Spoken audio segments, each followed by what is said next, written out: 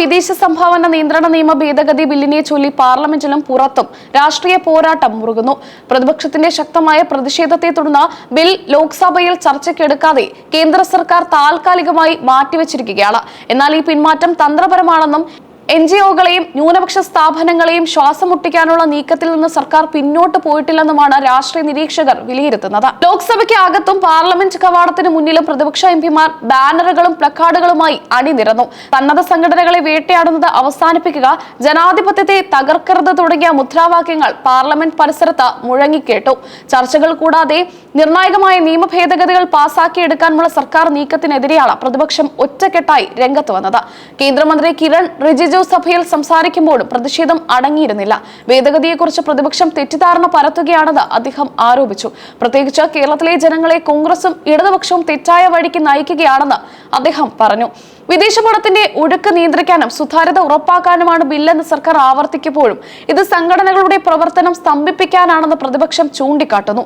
ഈ വിഷയത്തിൽ കത്തോലിക്ക സഭയും ശക്തമായ നിലപാടാണ് സ്വീകരിച്ചിരിക്കുന്നത്. കേന്ദ്ര ആഭ്യന്തരമന്ത്രി അമിത്ഷായ്ക്കും വിവിധ എംപിമാർക്കും CBCI നിവേദനം നൽകി. ബില്ലിലെ വ്യവസ്ഥകൾ NGO-കളുടെ നിലനിൽപ്പിനെ ബാധിക്കുമെന്നും അതിനാൽ ഇത് വിശദമായ പരിശോധനയ്ക്കായി പാർലമെന്ററി സ്റ്റാൻഡിംഗ് കമ്മിറ്റിക്ക് വിടണമെന്നും സഭ ആവശ്യപ്പെട്ടു. ഭരണഘടനാപരമായ അവകാശങ്ങളുടെ ലംഘനമാണ് ഈ ഭേദഗതിയെന്ന് CBCI മുന്നറിയിപ്പ് നൽകുന്നു. നിലവിൽ തന്നെ കർശനമായ നിയന്ത്രണങ്ങൾ ഉള്ളപ്പോൾ പുതിയ ഭേദഗതികൾ കൂടി വരുന്നത് ചാരിറ്റബിൾ പ്രവർത്തനങ്ങളെ തകർക്കും. ബിൽ നിയമമായാൽ അതിനെതിരെ കോടതിയെ സമീപിക്കുമെന്ന ഉറച്ച നിലപാടിലാണ് സഭാ നേതൃത്വം. രാജ്യത്തെ ലക്ഷക്കണക്കിന് പാവപ്പെട്ടവർക്ക് സേവനം നൽകുന്ന സ്ഥാപനങ്ങളെ വരുതിയിലാക്കാനാണ് കേന്ദ്രം ശ്രമിക്കുന്നതെന്ന് അവർ കുറ്റപ്പെടുത്തി.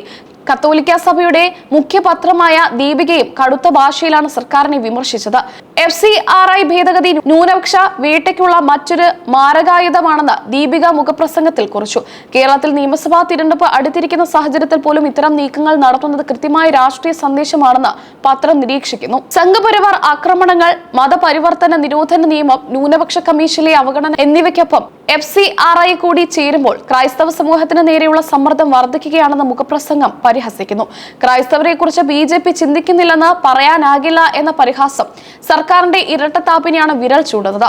വിദേശത്തു നിന്ന് ലഭിക്കുന്ന ഫണ്ട് മറ്റ് സംഘടനകൾക്ക് കൈമാറുന്നത് വിലക്കുന്നതാണ് പുതിയ ഭേദഗതിയിലെ പ്രധാന വ്യവസ്ഥ. ഇത് ഗ്രാമീണ മേഖലയിൽ പ്രവർത്തിക്കുന്ന ചെറിയ NGO-കളെ നേരിട്ട് ബാധിക്കും. വലിയ സംഘടനകളിൽ നിന്ന് ഫണ്ട് സ്വീകരിച്ച് പ്രവർത്തിക്കുന്ന താഴെ തട്ടിലുള്ള പ്രസ്ഥാനങ്ങൾ ഇതോടെ നിശ്ചലമാകും. ഇത് സാമൂഹിക സേവന മേഖലയിൽ വലിയ പ്രതിസന്ധി സൃഷ്ടിക്കും.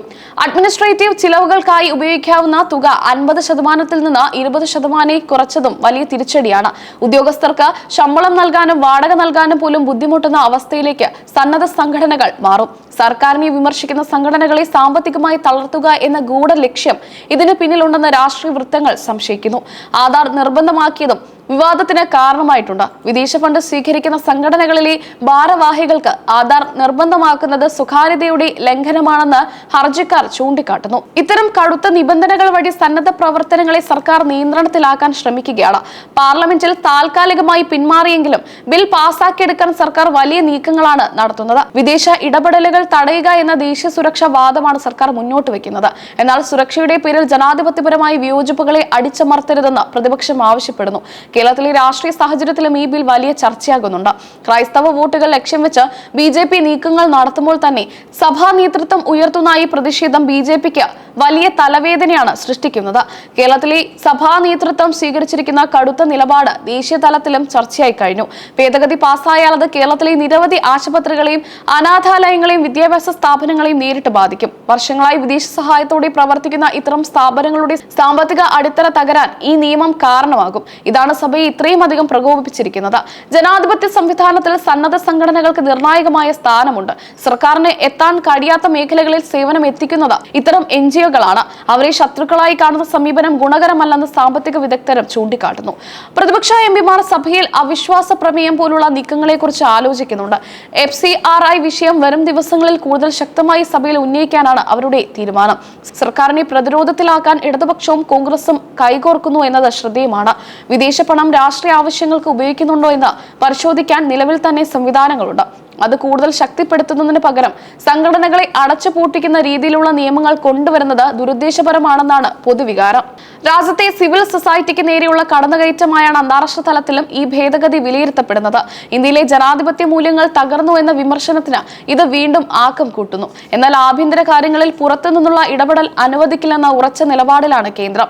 വരും ദിവസങ്ങളിൽ ഈ ബില്ല് വീണ്ടും സഭയിൽ എത്തുമോ അതോ സ്റ്റാൻഡിംഗ് കമ്മിറ്റിക്ക് വിടുമോ എന്നതാണ് രാജ്യം ഉറ്റുനോക്കുന്നത്. പ്രതിഷേധം തണുപ്പിക്കാൻ സർക്കാർ വിട്ടുവീഴ്ചയ്ക്ക് തയ്യാറാകുമോ അതോ ഭൂരിപക്ഷം ഉപയോഗിച്ച ബില്ല് പാസ്സാക്കുമോ എന്നത് നിർണായകമാണ്. ചുരുക്കത്തിൽ FCRA ഭേദഗതി കേവലം ഒരു സാമ്പത്തിക നിയന്ത്രണമല്ല, മറിച്ച് ഇന്ത്യയിലെ സന്നദ്ധ പ്രവർത്തനങ്ങളുടെയും ന്യൂനപക്ഷ അവകാശങ്ങളുടെയും ഭാവി നിർണ്ണയിക്കുന്ന ഒരു രാഷ്ട്രീയ ആയുധമായി മാറിയിരിക്കുകയാണ്. ഇതിനെതിരെയുള്ള പോരാട്ടം കോടതികളിലേക്കും തെരുവുകളിലേക്കും വ്യാപിപ്പിക്കുന്ന സൂചനയാണ് CBCIയും പ്രതിപക്ഷവും നൽകുന്നത്.